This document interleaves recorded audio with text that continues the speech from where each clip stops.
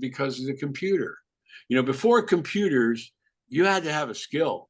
You had to be able to, in my industry, you had to be able to pick up and pencils and draw something or color it or imagine it and create it. You don't have to do that anymore, man. If you knew how to use a program, you could just do all this stuff and boom, it looks like artwork.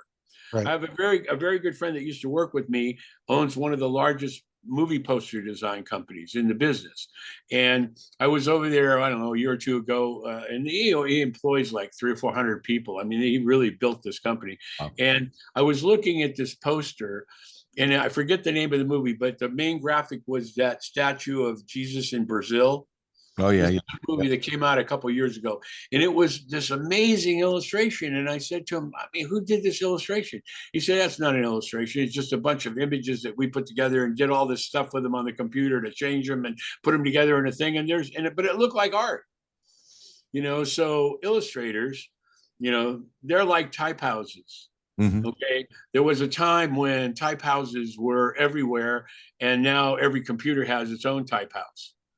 It has its own Photoshop. It has its own retouchers. Yeah. Used to, if we wanted to retouch something, we'd had to go to a retoucher who specialized in airbrushing and all that. Now they just clone it and do this thing, and it takes no time at all.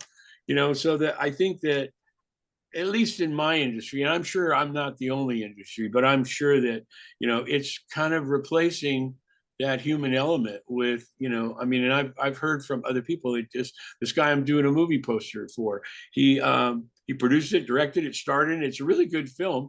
And he went to this place that just does indie films because he's going to do it in the festivals and stuff. And he said, they gave me 3 or 4 different things to look at, but none of them, they all fell a little bit short. They just didn't have, it was missing something, and I didn't know what it was. And it's the emotional connection that you create with what you do to reach other people, to have them respond, especially with short attention spans today.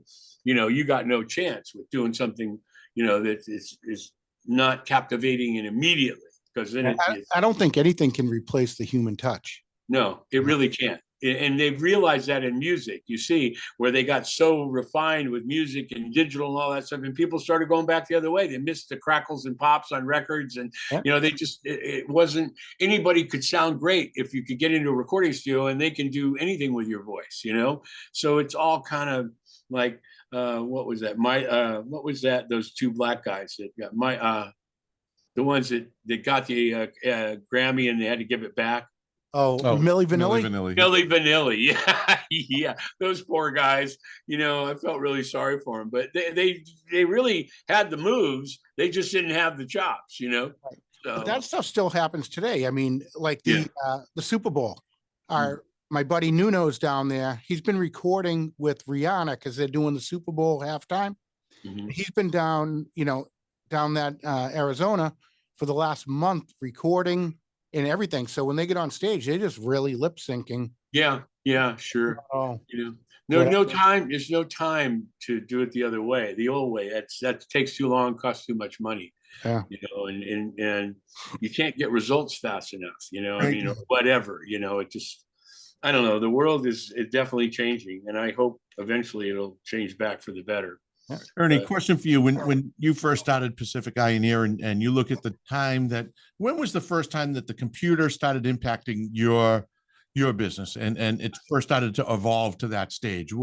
That's funny, Mark, because nobody's ever asked me that question. But it's funny. I do remember it. I remember when it was in the mid 80s, probably 83, early 80s. And the Macintoshes came out, those little computers with a little tiny screen, and Nestle was our biggest client, and they had started bringing them in, and they really sort of demanded that their vendors knew it. And so luckily we had a girl who was really good at it, and we actually lended a hand to Nestle and a couple other companies on how to work and make these things work with email and stuff. I mean, it was that primitive. But I remember in 1983 we got a Mac, and the little one with the little screen, and it was amazing. And what we thought we would do is we could save money on setting type. Instead of going to a type house, we could sit type on it and then we could print it out. But the problem was printers were like $3,000-4,000, black and white printers, matrix printers. It was crazy. You know, now they give you the printer for free if you buy the ink. Right. You know, I mean, it's one of those things. But I remember we had this waterbed client, and we were going to make some money on saving for the copyright. We didn't have to send it to a type house. And we were doing this brochure and we needed to get it done. And so we set all the type in the computer. And there was a place in Santa Monica that you could rent the printer by the hour. Okay. And so we took our little floppy disks down there and put them in and printed it all out. The only problem was that it was a matrix printer. So the type was kind of digitized, you know, and it was just a disaster. I mean, we ended up having to order from a type house anyway, and it cost us more because we had to pay for it. But, you know, and so I'll never forget that. And then my partner at the time he was a musician, a keyboard player, a singer, and he was very technical, you know, so he got into it. He figured out we were able to do certain things with it, but it really didn't start impacting our business until a few years later when it got more sophisticated and you could do more things, you know, and you didn't have to use a type house anymore. Didn't have to use a film house anymore. You could make your own film. You just give them the disc. Yep. You know, we had shuttles in those days. There were these things that you stuck in at each station. You could stick this shuttle into something that was connected to the computer and it would download the stuff. And so, you know, Mark is working on it here. We put the shuttle in there, download it, and we take it over here to John's station and we put it in that shuttle thing and he converts it over. And that's how you couldn't send stuff back and forth, you know, the way you can today. I mean, now you can take huge files and we transfer them and stuff. It's amazing. It's amazing what you can do now. I mean, we're talking to you. Yeah. I mean, I remember floppy disks. We had floppy disks, you know. I mean, that was the state of the art, you know. And now it's a joke. It really did, you know. Luckily, I was able to just like today. I can stay relevant today, but it's like John Henry versus the steel driving machine. You remember that story with John Henry when he was a steel driving man and he was on the railroad and they invented this machine that could put in the stakes in the railroad. And so they had this race between John Henry with sledgehammers in both hands and this machine that was running right alongside him. And he beat the machine, but he died, you know, I mean, but it was kind of like that now. I mean, you don't die, you just become history. Right. You know, so you're still out there. Right. Ernie, we mentioned Pacific Eye and Air. That is your business, the graphic design business. It's been in play since 1972. Yeah. And there's quite a story. How did this whole thing start? And can you kind of give us a timeline of, you know, the start, the different things you've gone through and where you are today and what you see in the future? Sure. Yeah. Well, you know, again, we talked about it last show when the guy that we were working for, I was his creative director, my partner, who was then his head of sales and vice president and his head of production, because he would sell production. He would buy stickers, he would buy board printing and sell it to the record companies. They weren't buying direct. So the three of us decided that we didn't want to work for him anymore. We started our own company. That was sort of the last couple of months of 1971. And by this time, I had already designed the School's Out album for Alice Cooper and the Cheech and Chong album, Big Bamboo, for them. And before that, I had done, you know, Grand Funk Railroad and a few other ones to Quincy Jones. And so, you know, we decided that, you know, his vice president was going to go back to New York. I was going to go to work for his competitor, a company called AGI. And so we decided that, you know, we would start our own company. We would start Pacific Eye and Ear because no matter who we work for, it would always be the same in the end. You know, the door would close. Our future would be decided by people beyond us that would then tell us what we needed to do. And we could either comply or quit, you know. I mean, so it was always going to end up the same. It was like a a bad dream. I remember watching the Twilight Zone once where there's a guy in jail and he goes into the courtroom and all these different people that are in the courtroom, and then he's back in jail and it all starts over again, but different people are playing different roles, than they were in the first dream. So it was kind of like, no matter how we end up, how we slice and dice this, it's going to be, we lose. So let's just do it the way we think we can do it, see if we can do it. So we each put in $2,500, and yeah, that isn't a whole lot of money, not even back then, to start a company. And our third partner was in New York. He kept the link because my partner, Tony, who was the head of sales, and I had some corporate clients that I was working for in New York. We wanted to keep that, not lose that. So Lou Morris was the guy that was his head of production, but he had all the connections. There was a company, this is a story that's never been told, okay? So this is a first for musicians and beyond. Oh, let's hear it. There was a company called Ivy Hill, and Ivy Hill is still around. They were the largest board printer and paper too, but they were the largest board printer in the country. And they had three locations, one in Long Island, one in Terre Haute, and one in California. The guy that we worked for was using them pretty much all the time to do his packaging, to do his board packaging that I was designing and he was selling to the record companies. They hated him, okay? Like most people that were around him, as long as he needed you, you were relevant. When he didn't need you anymore, you were history. So they were always getting blamed. There was a big controversy with the way the Rolling Stones sticky finger package was fabricated. And it was really, Craig blamed it all on Ivy Hill. It's all Ivy Hill's problem. They had this big blowout. So they didn't have any love between them, but they needed each other, So when they found out that I was leaving to join AGI, that Tony was going to go back to New York, and that Lou and I and Tony were leaving Craig Braun, there were two guys that owned the company, Lou Garlick and Murray Gordon, okay? And they were really amazing guys. They were real characters, like out of a movie. They had a cabana at the Beverly Hills Hotel, right? So they found out, because the guy that was running Ivy Hill out here for them, Rusty Muir, was friends with Tony, because we did a lot of printing with them and through Craig Braun. And he found out through Tony that Tony was going back to New York. I was going to go to work for AGI, who was also a competitor of theirs. AGI was a printer out of Chicago, okay, that was really pushing board packaging and moved out to California along with us. And they were whining and dining me to go to work for them. And it back up even more, when I did the Jesus Christ Superstar album, there was a guy named Dick Block, who was a salesman that I used to see all the time in the creative director at Decca Records, Bill Levy. I used to see him in his waiting room all the time, because he was constantly pitching Bill for work. And as AGI. And I remember it turned out he was my neighbor behind us in Brooklyn.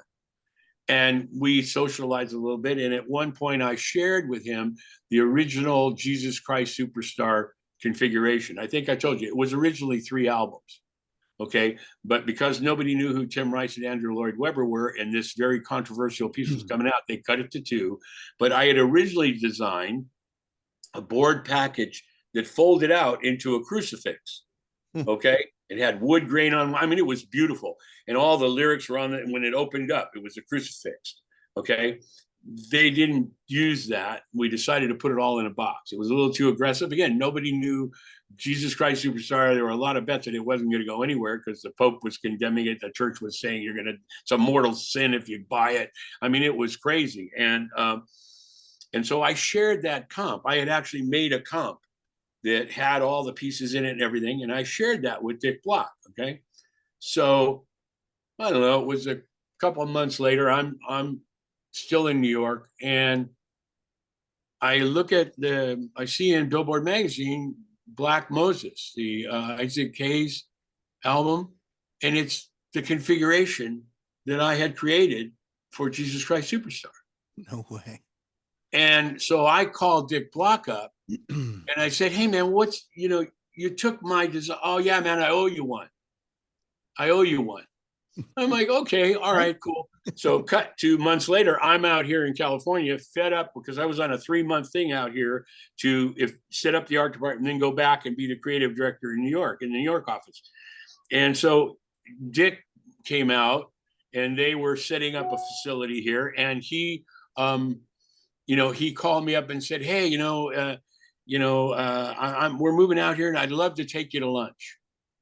Okay, cool, no problem. So when he took me to lunch, and I'm sorry it seems like I'm stretching this, but it's all important because of where we're going to go with this at the end. Yeah. But it's like I said, I've never really told this before, but so he took me to lunch, and he said, well, where would you like to go? So I knew there was this very expensive restaurant. So we went there, and I ordered the most expensive thing on the list. I swear to God. And I don't drink, but I was drinking wine. So I ordered 3 or 4 glasses of the most expensive wine, right? So, and he's talking about how, they're going to do this thing, and they need a creative director, and, you could be the guy if you want, it's your job. So I ended that with ordering dessert to take with me. Okay. A nice mousse to take. And I don't think I even ate it. I took it back and gave it to somebody else, but the most expensive stuff, right? And he's smiling, and I'm smiling. And I said, well, let me think about it. I got to talk to Bonnie. Let me think about it. We're out here. We still have our apartment in New York because I was supposed to go back. And so a couple of days go by, and he calls me again. He goes, well, have you had a chance to think about it? And I said, yeah. I said, why don't we go to dinner? Okay, let's go to dinner. So I went to Le Dome, okay, which, was even more expensive than the lunch place, right? So again, I get the most steak, huge, amazing. The price was too many zeros, but I ordered more wine, all this stuff, right? And he's talking about it, and he said, I'd really like to take you over after dinner. And we've rented a facility over in Larchmont, this beautiful old Victorian house, and I'd like to show you the place and show you your office. I'm like, okay, cool. That's great. Let's go. So we went over there, and he showed me. It was a really, really nice hole with all the gingerbread. It was great. And Piedmont area was very upscale. Larchmont, Piedmont was really upscale area of Los Angeles, in that area. And anyway, so he's showing me all this stuff. And afterwards I said, he said, so what do you think? You want to come to work for us? And I said, you know what, Dick? I've given it a lot of thought, and Tony and I have decided we're going to start our own company, and now we're even.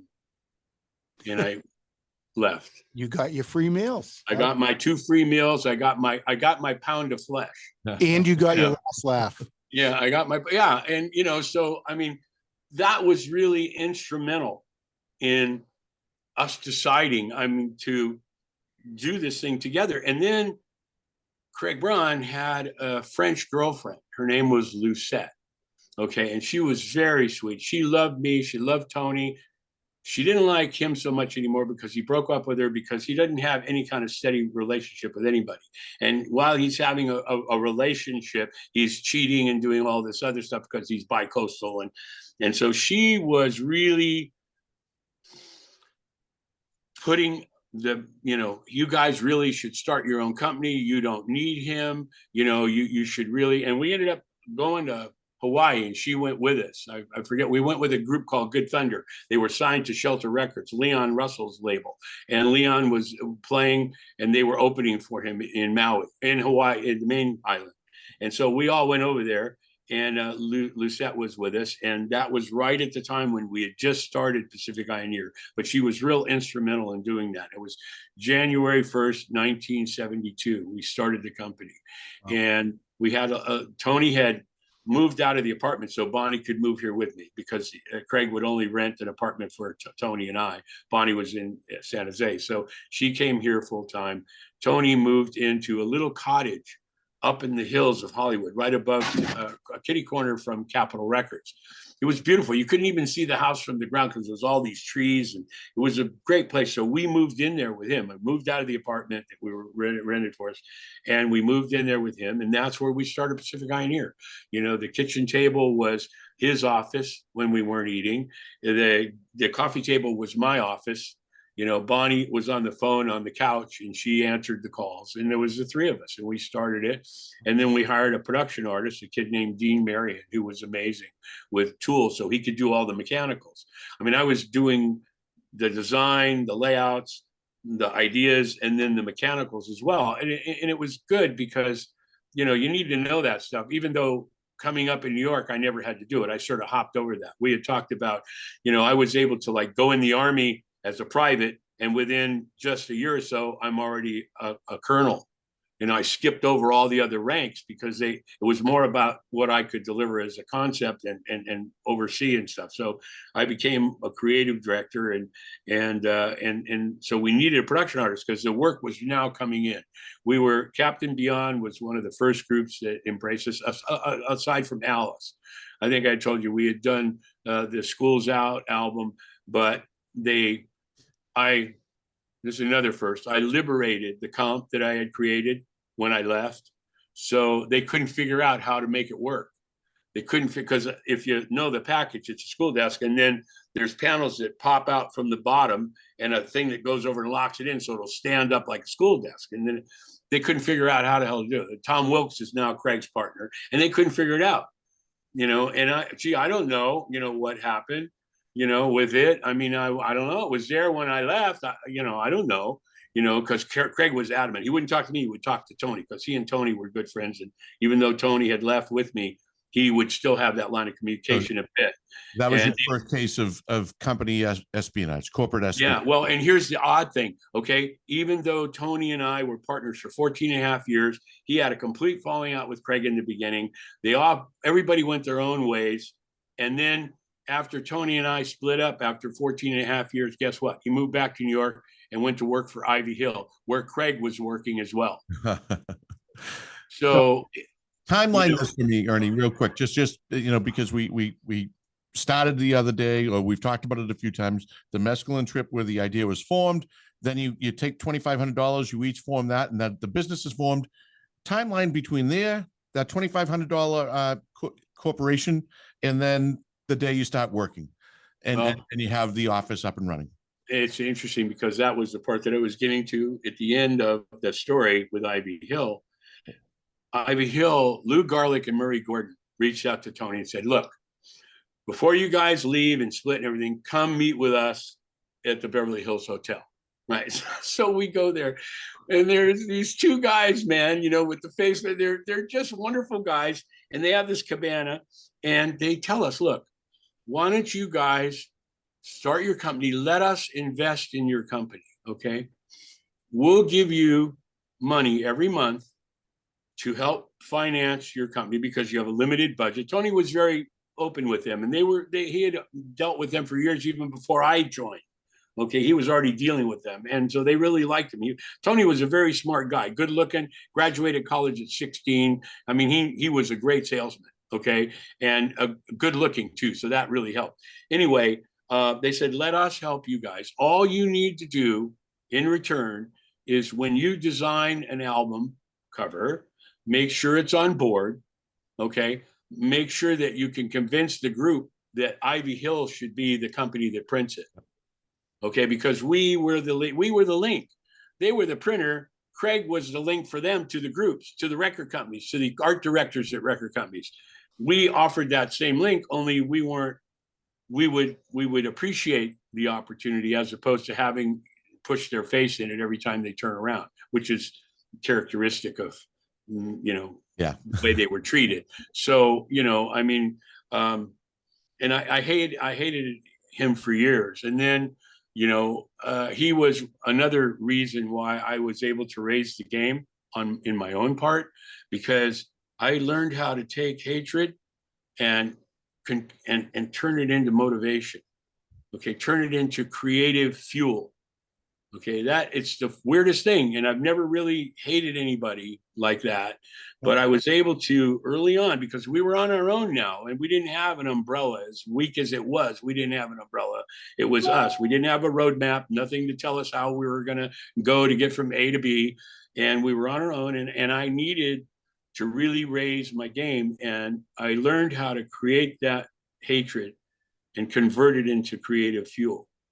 And that was the start of it. And then when we started to grow, and guys like Bill Garland and Drew Struzan and Carl Ramsey and Ingrid Hinke and Joe Garnett joined the company, I had to become even better.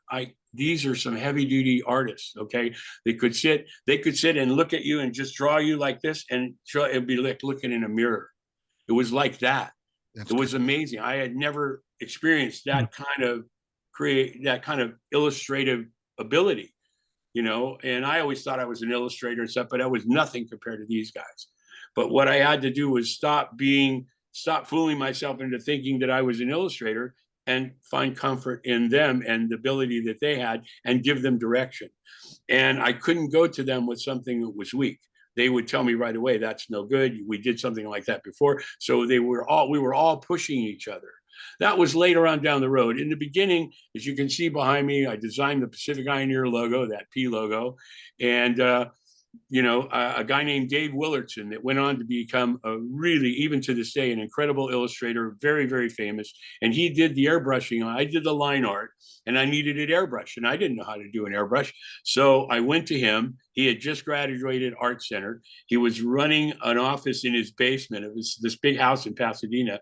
And I met with him, and I said, I don't have a lot of money, but, would you do this for me? So he did it for $50.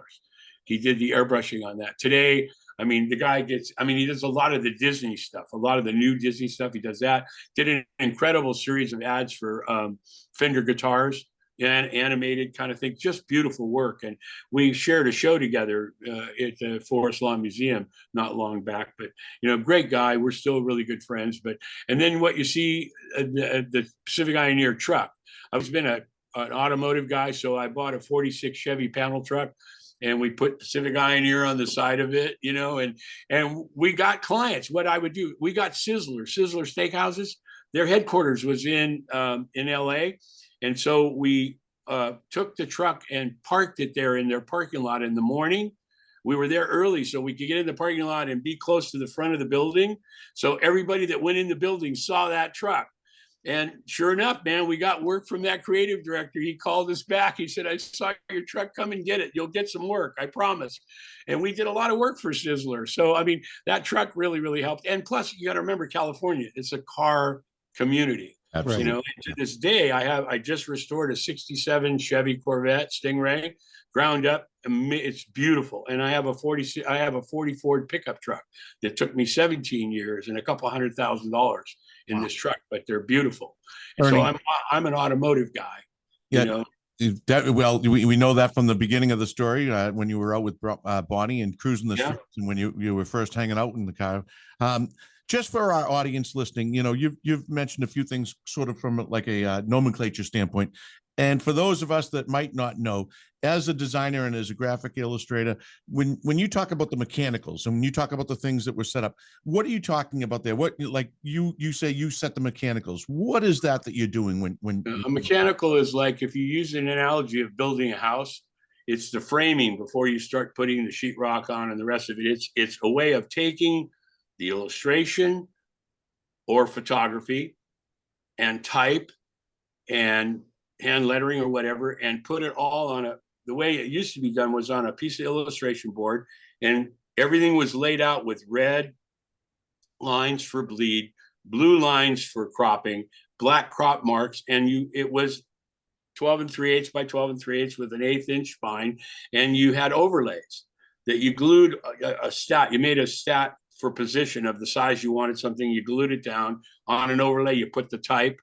And all that became like the foundation and the basic wall, the skeleton of how you needed to look in the end.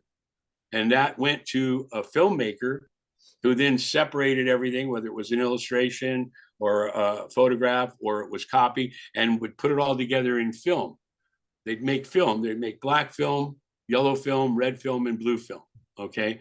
And then each one of those pieces of film would be put together to make the individual piece. And from that film, they take that film and make plates, metal plates that they would then put on a printing press and print. So it was the basic way to get what you wanted the size you wanted, the look you wanted, everything dropping out and surprinting and stuff the way you wanted it to look in the end. It was critical that mechanical be done exact. So it's like That the formatting process, so to speak, in today's computer world. Yes. And they do mechanicals on the computer now. It's all done in the computer. It's basically the same process, only it's done differently. Okay, it's done digitally. And when I was working on Madison Avenue, there was a sign, because there were a bunch of agencies in the building and stuff, and other companies and stock companies and stuff. And there was a sign in the elevator that said, be careful about talking about your idea, because then it becomes their idea. And it's true, I mean, people talk in elevators, other people listening, whatever, sharing an idea with somebody like I did with Dick Block, and the next thing you know, it's done for Black Moses and Isaac Hayes, and I had nothing to do with it. He just took my idea, and there's no remorse on any of that stuff, and it's done even more today. They call it a tribute. I've had that happen just twice last year with Alice Cooper, Welcome to My Nightmares. Some guy, McFadden or whatever his name was, ripped it off, changed it a bit, and it's the same lettering and everything. I had no recourse. They did it with the Foo Fighters, did it with the DGs, the salute to the Bee Gees thing. They took my lettering and changed the B to a G terribly, and I can't do anything about it. Right. But if I go take a stanza from one of their songs, I'm in court and having my ass sued left and right. Right. So that must be a real kick in the ass to see, all the hard work and the love and everything that you put into it, the time, the effort. Yeah. And now someone just comes and switches something quick and take all the. And it's always worse. It's not even like they do a good job at it and make it better. It's terrible, and it's happened a lot with the Bee Gees with that lettering, where they'll do something for the Bee Gees, a tour or something, and they'll try and letter other words that I have, because I only did those letters. That's all I ever did. I never did an alphabet. I created that font. I only did those letters, and I've had plenty of people requesting, people who sell type, because you can buy fonts. You can buy a font that, that I designed. But who the hell has time to sit there and design a font, upper and lowercase, and all the numbers and stuff? I don't have time to do that. Right. So I just concentrated on doing it for what I needed. But I've seen, like I said, especially the Beatles and some Alice Cooper stuff, and it always falls short. It always, they say that imitation is the highest form of flattery.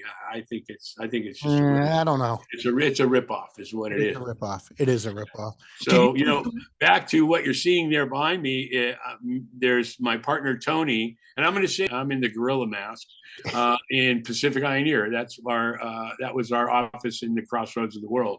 Yeah. And then what you see over here is one of the first things that we did for Pacific Pioneers. We took the back page of Billboard magazine. We took an ad, and we made it look like the front cover. We did an ad. We could make anything we want on that ad. Well, they freaked out. They said there's no way you're going to have what we finally ended up doing. And I don't know how well you can see it, is the front cover of Billboard magazine was straight up. They made us run our ad upside down and put advertisement on it and put, and what we did was, it turned out that the Captain Beyond album was on the legitimate cover of Billboard that week. And we did that cover. So we're represented on the real cover. And then the back cover is all this other stuff that we did, the Doors album, some phony articles that we wrote that are funny. I mean, and that got a lot of attention.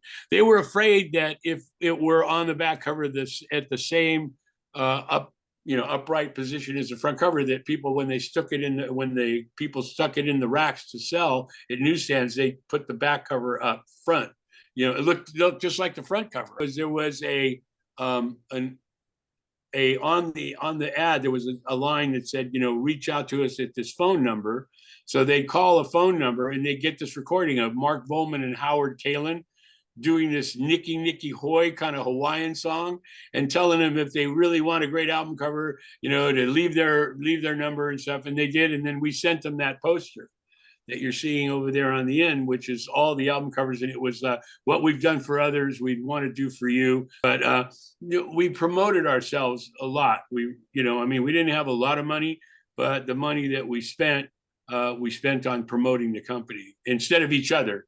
I mean, you won't find out of 189 album covers that we did at Pacific Pioneer, you won't find one of them with my name on it. Not one. Yeah. And that was a big mistake now, because now I've gone online and Googled an album that we did, and somebody else will take the creative direction credit. Joe Smo. I never heard of this guy, had nothing to do with the album, but he found a place where he could put his name in and did it. And now he's the creative director. They're like pirates on the internet, man. They, and it amazed me because a friend said, hey, you did this album and somebody else has got the design, the creative director credit. And I'm saying, what are you talking about? Pacific Pioneer gets the credit because we were into promoting the company rather than promoting each other.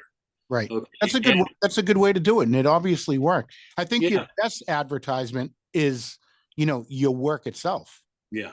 Well, we used to have a portfolio, of all this stuff. And we, for the first maybe 2 or 3 years, we used that portfolio.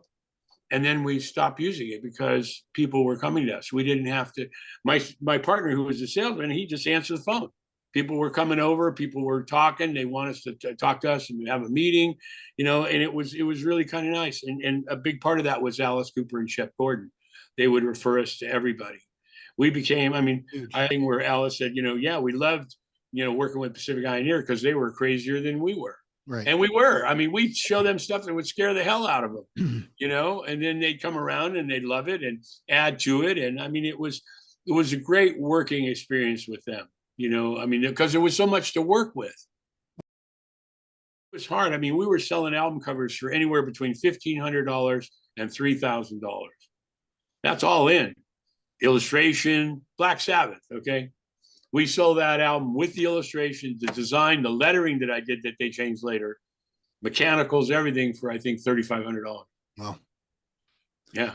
What do you think something like that is worth today? Well, those two pieces, the front and back cover, are $300,000. Wow. Yeah. Well, there's a lot of provenance with them, along with being at the Smithsonian for 18 months. They were illustrated by Drew Struzan, who is the most collected illustrator in the world. He did all those movie posters and stuff. So those are his. And there's only a certain number he did a lot more movie posters than he did album covers. So the fact that they've had 2 museum shows and stuff, and there's a couple of guys out there that want them real bad. So it's just a matter of, I found that the best place to be in any kind of negotiation is to have the ability to say no. Right. And I have the ability to say no. Yeah. I know what they're worth. And people want something they can't have, so they'll always. Might bump. I get a lot of requests for the different covers. Welcome My Nightmare is another one that Drew did. It's an oil painting, a 30 by 40 oil painting. It's beautiful, and that one's people want as well. But and then other people say, well, go sell it to the group. Go tell the group you got the group wants it for free. They think they own it. Right. I got into a big argument with Maurice White from Earth, Wind and Fire. We did that logo for them on Open Your Eyes, that cover we did. And we did this beautiful Earth, Wind and Fire logo. Drew did it and he wanted it. And I said, well, buy it. He said, no, we own it. I said, I think, again, you don't own it. You only had the right to use it. On the back of that painting is a sticker that says this art is exclusive property of Pacific Pioneer. So, and now I found out, I think I had maybe mentioned to you that after 35 years, all the rights go back to the creator. So I co-created every piece that's in my collection, every piece that we ever did, I co-created. A lot of it I created myself. But it's like if you and I write a song, the royalties come in, we both split it. We wrote it together. So I created all these pieces with all these different illustrators and a lot of pieces on my own without anybody else. So I own all of it. And it's great. It's I'm very, very lucky to be able to have hung on to as much of it as I have. I gave away a lot of it. There was a flood in my parents' basement years ago. And I lost a lot of pieces down there, a lot of Struzans. But, I again, like learning how to convert hatred into creative fuel, I learned to stop regretting what I don't have and appreciating what I do have. Yeah. It's a good way to look at it. Well, I think it's a lesson you're learning in life, Yeah. You just have to ease up. Otherwise you go nuts and go crazy and stress will kill you. So I don't need to True. stress. That is true. So you've been going strong since 1972. Yeah. You haven't taken any breaks. No, not really. I once went 7 years without working 7 days a week without really taking a paycheck for 6 or 7 months at a time in different look. Because when you own a company, it's like having a child. Okay. And when the child is healthy, that's great. And then the child gets sick and you have to be there. You have to take care of it. You have to sacrifice. Instead of doing this with the money, you need to go buy medicine for the child. Okay. So my employees never went one paycheck without a check. Okay. But I went many, and so did my partner, Tony. That's just what you do. And those are the sacrifices you make. And and when Pacific Ioneer ended in 14 and a half years later, 1984, it was kind of devastating, but for about a year, my partner and I had been growing apart.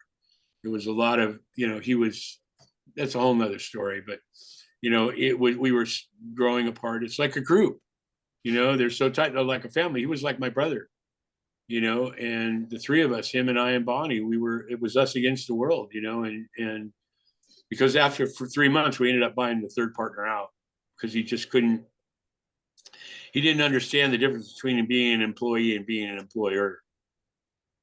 And it's really hard when, my partner would spend hours with him on the phone every week trying to tell him what he needed to do, aside from just buying production. We needed him to sell. We needed him, and he just couldn't do it. He couldn't so we bought him out after, I think, 3 months. And then it was just Tony and I for the remainder of the, that tenure. Right. And when it was over, it was kind of messed up, but it was okay because we had our office in the fourplex. We were very tight with all our neighbors, and it was like the Little Rascals. Well, let's start a company. Okay, well, Ernie, you make the signs, and Saul, you go over here and make the sales, and Howard, you go, do sales over there. And it was, so there was 4 or 5 neighbors, and we started David Hale, which was a company that we named because it sounded like what do you call it? Ethan Hale, or not Ethan Hale, the Patriot, Nathan Hale. So David Hale, and people, it sounded familiar, and people would say, "Oh yeah, I've heard of your company." Well, we were brand new, So that lasted about 6 years, and then the same thing happened again and again. And after the third partner, I realized that it wasn't really them; it was me. I was picking them. I would do it. It's like being an abused partner. Okay. You get rid of the abuser, you get all cleaned up and go out and find another abuser. That's just what you do. And I did the same thing. And I guess it was because I knew what was going to happen. There was no surprises. Mm-hmm. And it always ended up the same. And I would be telling my clients, if you keep doing the same stuff the same way, you can't expect anything to change. Right. And I'm doing the same thing, so it takes a while to figure it out, but eventually I did. And, Pacific Ioneer had a great run. We did 189 album covers.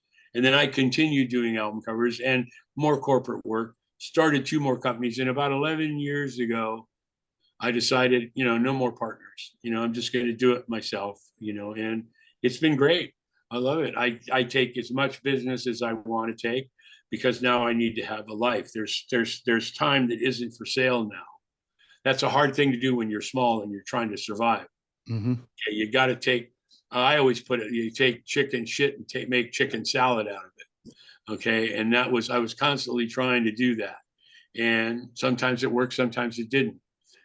So now I don't. If it smells funny or looks funny, I don't even touch it. Right. If I can spend 5 minutes with somebody and know whether they're going to work out or not. Yeah. Well, the company's still going strong. I mean, oh yeah, everyone wants your work still. Yeah. I'm very lucky. I'm very blessed, and the internet has been a big part of that.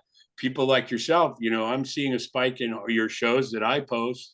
And because the more it's out there, the more people are going to find me. Absolutely. Thanks to you and the others that I'm working with, like Joyce. Yeah. It's been great. I love it. Yeah, you have a lot of people on your side. I mean, you're a great guy. You iconic Pacific Ioneer. I mean, it's Pacific Ioneer is, it was on everything that we did. That's why I decided to keep the company, and especially now promoting prints and things like that, people don't know who I am, but they know the work. You know, Right. and you know, everybody that's got the album, turn it over and it says Pacific Ioneer on it. Right. You So know, before we go, Ernie, you know, to all our listeners, you can go to the Pacific Ioneer website and you Yeah. can buy prints, but they're not just regular prints. They're from the original. Yeah, directly from the originals. And Yeah. it's Pacific I and A-N-D ear.com. So the and has to be spelled out. But yeah, pacificioneer.com. And the prints are really reasonable. I mean, you get a beautiful 12 by 18 print. You pick the ones you want, and it's like $35 plus Right. shipping.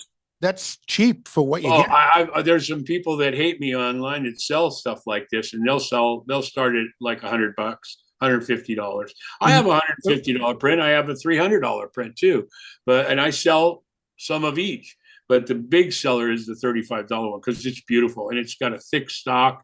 You know, I've got a great printmaker. I go there every time a print is ordered and we look at it and talk about it. I make sure that it's done. And it's, like you said, it's made directly from the original. Yeah. And you'll autograph them in. Oh, yeah. I number them. Yeah. For the more expensive ones, they're numbered and signed and come with a letter of authenticity. The $35 prints, I'll just sign. Sometimes people want me to draw the Rolling Stones tongue on it. So I do because it's added value. It makes that print an original. Okay, because it's got an original drawing of the Stones tongue on it. So, you know, I do those quite a bit, you know, and yeah, thank you for that. I mean, appreciate it. they make great gifts for someone that has everything. I Yeah, mean, and you know firsthand. I do know firsthand. I Yeah. did buy a couple of them and I gave them to some of my very close friends and they were just blown away. That's that great. they Well, I had appreciate original, it. I really do. you know, Rolling Stones tongue or Yeah. some other prints that I purchased. But Yeah. so yeah, go to pacificioneer.com and check out Ernie's store. And You can just Google me too. If you Google me, there's a bunch of stuff on there that you'll find videos and, you know, other things that we've done, you know, and again, I really appreciate you letting me have this time to talk about it. You know, I mean, again,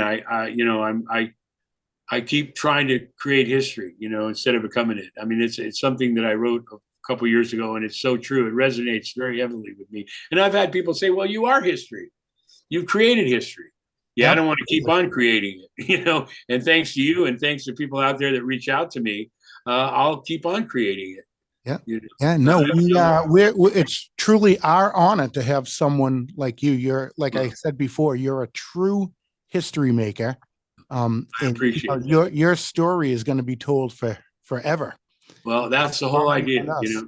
You know, we all want to be able to make a mark, leave a mark. You know, Kilroy was here. You know, I mean, and Kilroy. I want to these things, the things that we do, the things that I've done, the stuff that, you know, each generation keeps rediscovering the music. That's the beautiful thing. It isn't like it was done and then it went away and nobody ever hears about it again. There's a lot of history that's like that, you know, but because it's music and films are the same way. They keep, every generation rediscovers them, sees more in them, you know, and music works that same way. And the images that we created, it's not done like that anymore, you know, so it's history in a lot of ways. And, you know, I mean, I think I told you, I once saw an interview with Dick Cavett and Ted Turner.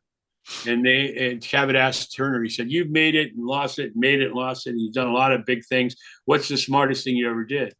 He said, buying all those old movies from, you know, and starting Turner Movie Classics because people love nostalgia.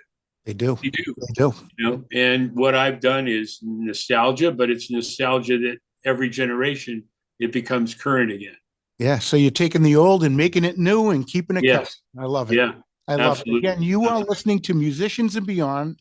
This is a special series with Ernie Cefalu, and we are calling it Under the Covers.